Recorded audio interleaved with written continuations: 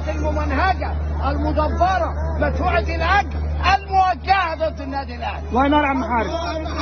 كلمه بقى يا عم حارس، قول لنا ايه رايك بقى في اللي بيحصل في السوشيال ميديا؟ يقول لك جمهور الاهلي بيحارب اكتر من 9 قنوات فضائيه شغاله ليل نهار على حس الاهلي، لو ما جابتش سيره الاهلي تقفل.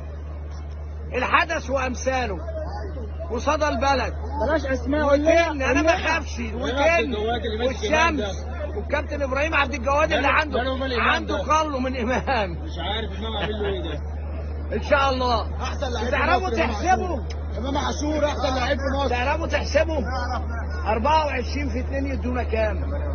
طب الاهلي واخد 58 بطوله في 24 سنه.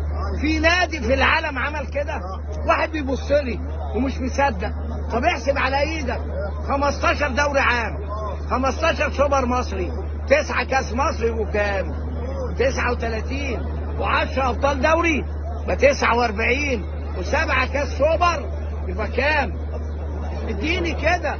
واحده 56 واحده كونفدراليه وواحده بتاع العين الامارات. 58 بطوله ومش عاجبين البشوات. نتغلب ماتش عايزين يولعوا في النادي. دي جروبات ممنهجه مدبره بتحارب النادي الاهلي. مفيش نادي على طول هيفضل طول عمره. احنا نادي البطولات، نادي الانجازات، نادي البطولات والانتصارات. بقول لك جمهور الاهلي ده حماه. كنا دخلنا الموسم ايه بقول لك ايه؟ انت داخل الموسم بنسبه 60% لو بجناح كمان ولا مهاجم تدخل ب 70%. على المنافس قدر الله ما شاء فعل. عارف ارد عليك. كلمه بقى للجمهور الاهلي. جمهور الاهلي اللي بيحب الاهلي يجي يشجعه، اللي بيحب الاهلي يدعمه، اللي بيحب الاهلي يسانده، ما يمشيش ورا المدلسين والمضللين والمطبلين والرقاصين والمرتشين والفاسدين والفاشلين. كل دول فشله مش عارفين ياخدوا بطوله. يقول لك الحكام، هو سيراميكا ملوش بلن، زلاكا ملوش جون شرعي.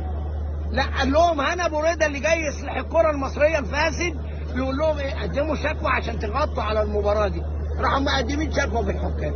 انا معاك ليكوا بلن. طب ما انتوا عليكوا بلنات ولا انتوا تحبوا الغطس على طول؟ ملوك الغطس هم. وزيزو افضل لاعب بيلعب في مراخيره، مش كده برضه؟ حسين الشحات ربنا يحملكم سيد عبد الحفيظ بيدي جامد. مسك ايمن عبد العزيز والواد حازم امام يقول له افضل لاعب. قال له بقى انا عماره لعيب من 2019 واخد كل البطولات الافريقيه وكاس عالم وبرونزيات ودوري عام، وجاي تقول لي واحد بيلعب هنا في مصر عايز تديله افضل لاعب؟